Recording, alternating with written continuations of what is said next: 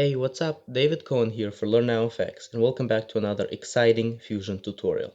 So before we get started, what's your opinion? What do you guys think of this new channel banner? It was made by a great graphics designer whose name is Alex Kuzmiark, and you can check out his portfolio in the first link in the description below.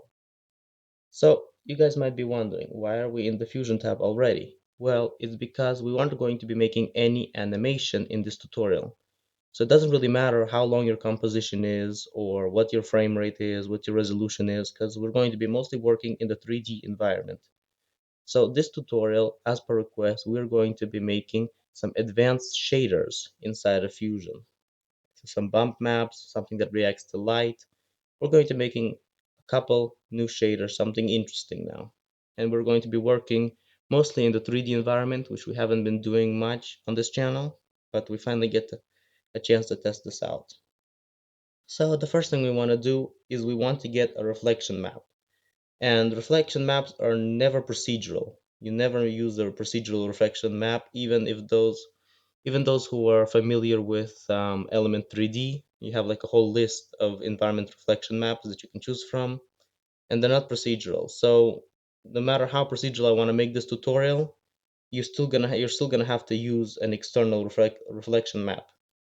And the thing is that in the standalone version of Fusion, well, this Fusion 9, I'm not sure about Fusion 16, you could use HDR environment reflection maps. But the support for HDR, there's no support in Davinci Resolve, which I think that the BMD should bring it back. But anyway, so let's get started. I'm going to do Control Space Bar, and I'm going to search for Parkland. And here it is. Now this doesn't come with Fusion, what's interesting, and here's something I have to introduce you to again. There's a free plugin, new, it's a very cool plugin called Kickass Shaders, and it's by the WSL community. And in there you have some shaders, you have a few reflection maps. So to open it, after you download it, you go to Workspace, Scripts, Shaders, and Content Browser. So here the shaders, we have a whole bunch of them here. We have natural shaders and utility. We have like some models and HDR maps, HDRI. Even though they're EXR maps, they were originally I think HDR, high dynamic range. So what we're going to be focusing on is once you get this plugin, you can just control spacebar search and you can get these reflection maps. You have about three of them for now. And needless to say, if you're good at making shaders, you can just submit your own shaders to the plugin. It's a community project, so it's always nice to see new shaders being added. I think right now there are about 26. I myself submitted about five, and they weren't added to the collection yet. They'll be added as soon as they're enough to update the plugin. Now, this is a plugin that works. It's not really a plugin, it's technically a script, but for people who can't tell the difference, it works. Basically, the user interface is like a plugin. It works very well, and it works in the free version of Fusion in DaVinci Resolve. So, what we're interested is this. Our interest is this. So, here is the map. It's about 3840 by 1920, and it's 16 bits per channel, 16-bit flow. So that's nice. So we don't even need to change the depth on this thing. So we're going to search Control Space Bar and we're going to find blur. Regular blur is fine. Don't need anything fancy. If you want, you can try Gaussian blur. I think it's at what do we have here? Fast Gaussian, yeah. Let's use fast Gaussian and we'll bring up the blur size just a little bit, not too much. We wouldn't want it to blur too much. And to this, we are going to add a brightness contrast node from the toolbar. And to this, we are going to add a sphere map. So we're going to search sphere. And the sphere map is for it to map to the shaders. Now, in Fusion, you have three sets of tools. You have the standard 2D tools like background, fast noise, text, you have masks. All of this, most of this is two-dimensional tools, all of these masks. And okay, let's put it this way. You have four sets of tools in Fusion. So the 2D tools, you have the 3D tools like image planes, shapes, text 3D, lights, cameras, render, well, the render more or less. But also you have shader tools. Now shader tools are something not 2D and not 3D. They have 2D inputs and they output for 3D. So you can map the materials and the shaders onto the 3D shapes and the 3D text and stuff like that.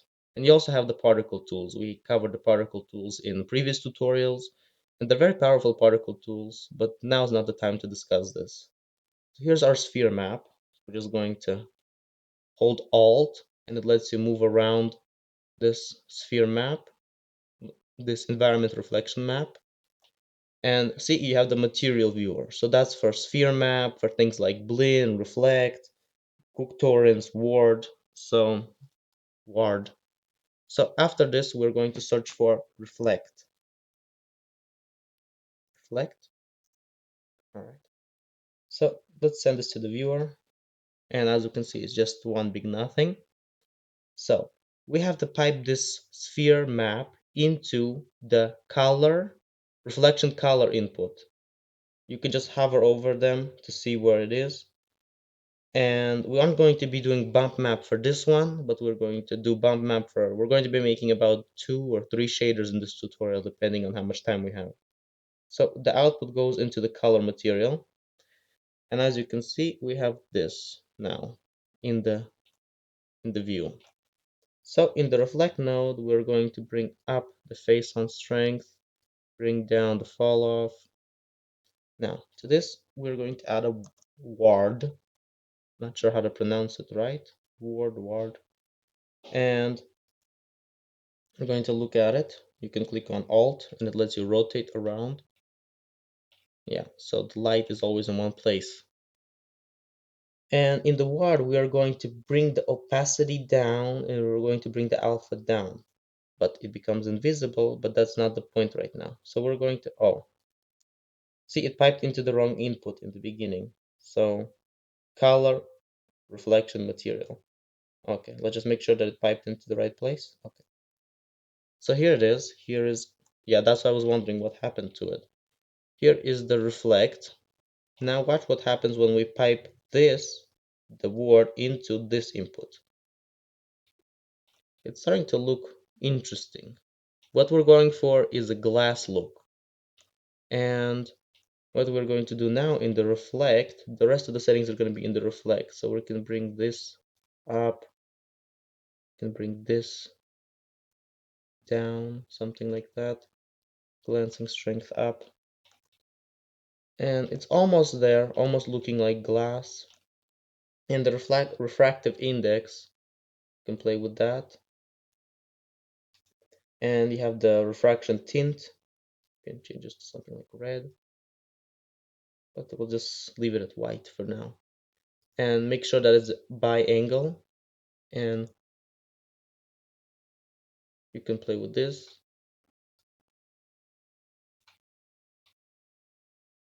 Almost there, almost looks like glass. This is going to make it look like metal. So these settings, there aren't that many settings, but there are a lot of things to play with. So this is almost glass. So we're about there. This is glass already. So in order to see what this looks like in the 3D space, also this is also a tool from the shader library. I'm just going to search ball. So the shader library comes with a couple meshes that lets you see what your shader is going to look like. And this ball, there's a mesh, there's a camera, there's a map, there's a replace normals, there's a map, UV map. So you can just look at it like that, and you can see that it's glass. All right, looks pretty nice. You can play with this a little bit more. In the brightness contrast, we can bring up the gamma per se, not too high. We can bring up the contrast a bit, also not too high.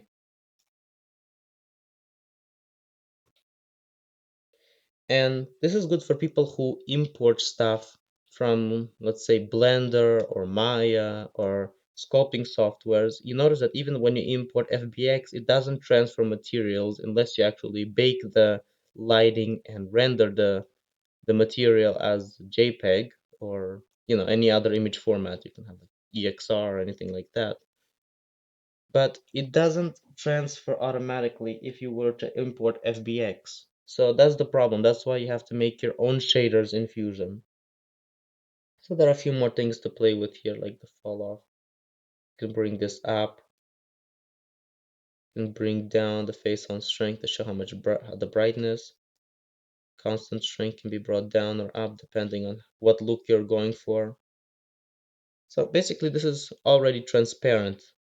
But the thing is that you're only going to see the transparency, you're going to see your reflection map. This is not a physical based shader. You don't have PBR inside of Fusion. And that's actually one of the feature requests that I have for BMD to add a physical based render shaders inside of Fusion. So if you bring up the blur, you're going to lose detail in the glass. Looks almost frosted glass. And I'm just going to right click and go to 3D options, make sure to turn on lighting. So you can play with the blur, the contrast, just to get the look that you're going for. If you bring up the contrast really high, it's not gonna look that good, but it's gonna have some real reflectivity to it. So that's our glass. I honestly don't like bringing up the blur at all. That's our glass. Very nice. Now let's go and start experimenting with the bump map. I'm just gonna get rid of this, the word, and I'm just going to leave it at the sphere map. So this is just what it looks like without any shader. I'm gonna move this to the side, remove it from the view. So to this, we're going to add another reflect, okay? And also into the color input, make sure it goes, oh, see, it jumps. You have to hover right over the color, but yeah, the reflection color material input. So we're going to look at that. We bring the fall off down, we bring the face on strength up, and we bring the glancing strength up. So we're going to go for like a metal shader. So I'm going to bring up the blur because in glass you can totally tell where there's blur. It doesn't look realistic, but metal, it sort of blurs out the reflections. So after this, let's see, we're going to use a bump map tool.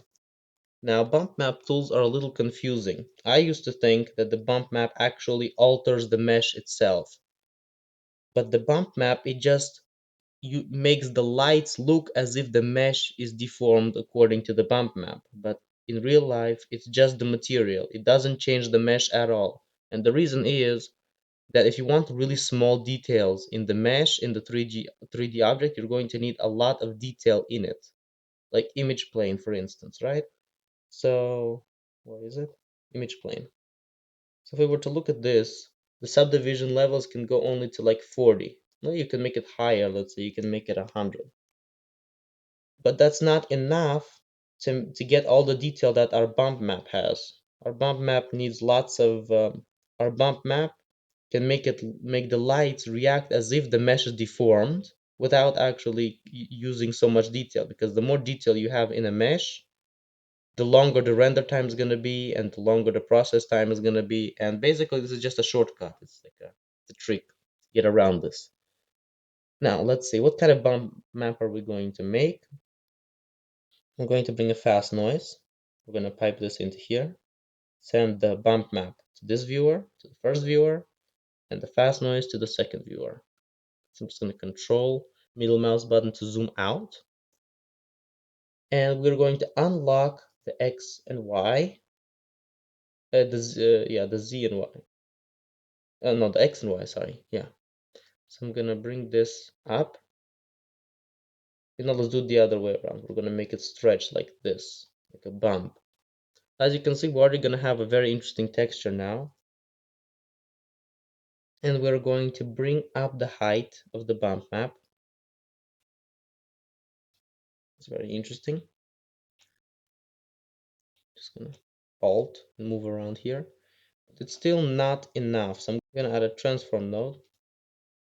And I'm gonna bring the size down, and I'm gonna set the edges to mirror. So that's actually makes it pretty nice bump map. In the bump map, we're going to, the height is a little too high, something like that. And the filter we do 5. We said it's actually a bump map. Yeah, height map, sorry.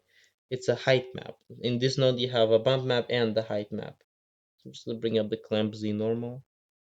Now, if I were to pipe this into the bump map input of the reflect, we are going to have a bumpy metal material. Now the lights are going to react as if the mesh is actually deformed, and until you zoom in to actually look at it, you also won't know that the mesh hasn't changed. It'll look like it changed, but you don't have to have so much detail. You won't have to have so much detail in the mesh to get this kind of result. You can also use a displace node, but displace, since this isn't a solid mesh, it doesn't go all the way through, it's not solid, then we're gonna have a problem with tears in the mesh and stuff like that. So I'm gonna bring the size down even more to get like a really fine detail. That looks kind of nice. And I'm gonna bring the height down to make it look a little more natural. Just a little bit. All right, so here is our bumpy steel sort of thing. It's not chrome, it's more like steel. So I'm just gonna bring back the ball. This is the test mesh. And we're going to look at it, and here it is. It looks pretty realistic. The lights are on, so I can bring the fall off up a little bit. Bring this a little. Now we leave that there. And the constant strength, we could bring it down. Also, in the brightness contrast, we can bring the gamma back. Yeah, that's a little too much. So that's what it looks like without much modification. And we're going to bring up the gamma a little bit more. And contrast. Yeah, so that looks nice, pretty good. And we can bring down the saturation, but it looks unnatural because you have lots of colors in natural environment for it to reflect. So I'd insist bringing it a little bit up, but not too much. Not like if you bring it overly saturated, it looks terrible. So something like that. So here's our steel shader. And if we were to render this, render 3D, and look at it, since there's already a camera and a light and all stuff like that, here, and the lights react to this bump, even though if you look really closely, I'm not sure if you'll even be able to tell that the actual mesh doesn't change like at all. Like you could, the easiest way to tell is on an image plane that the mesh doesn't actually change. The mesh is still flat. It just makes you think that it's bumpy like this. But if I want to change this, say make it not steel, if I wanted to make this copper, right? So I would take this Parkland loader, and I would add color curves. Okay, and I'm just gonna send this to the viewer. I'd uncheck blue, alpha, and green. First, I'd bring up the red, something like that. Shift S to smooth out the point. Bring down the blue. Shift S. And green, I'd bring up also a little bit. Shift S. Oh, okay. Now, I'm just gonna get rid of this from the viewer. Zoom in here, and we have yellow. Yeah. So it might make sense to add this color curves. Let's just hold down Shift drag this out and put it here. It gives a little bit more contrast, but not much. So we just bring down the gamma. Looks a little more convincing, like more intense reflections. Yeah, I think we brought down the gamma just a little too much, so we should bring down the contrast together with it.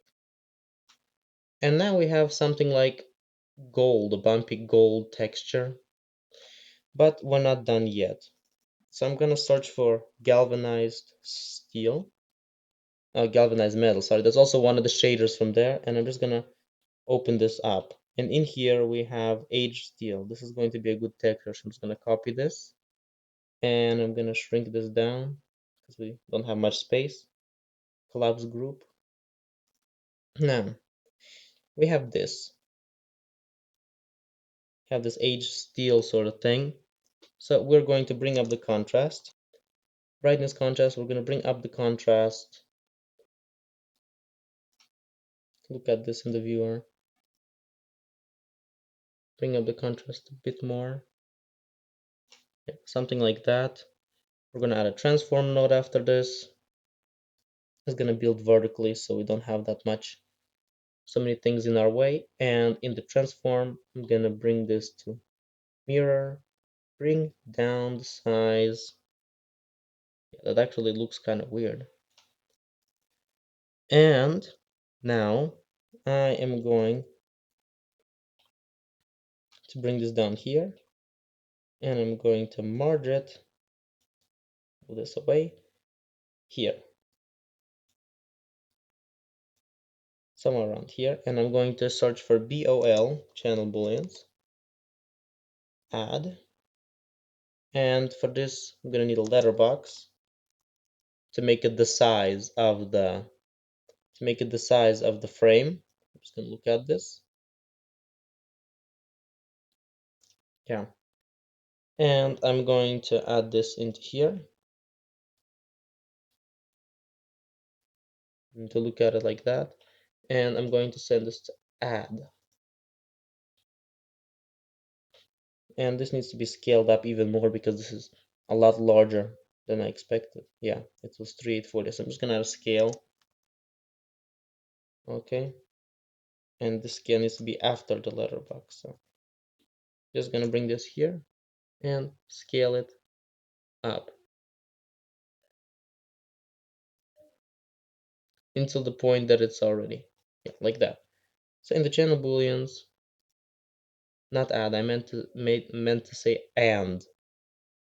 So let's look at our thing here. Now it's too much contrast, but you're gonna have a little bit more detail. So I'm just gonna bring down the contrast. We have this little rust going on here. You can't really tell, but it kind of adds this detail to this, and it looks pretty nice to me. It reacts to the lights. So if I were to move this light, and let's see, in the reflect, the main thing is the reflect. The fall off, the higher the fall off, the more it reacts to the lights, is how I understand it. So let's look at our renderer.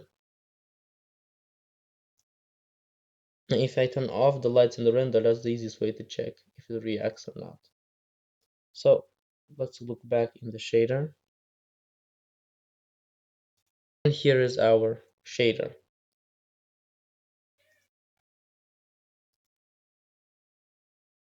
So I hope you find this tutorial useful, and if you're new to this channel, please subscribe and click on the bell icon to get notified whenever we release a new tutorial.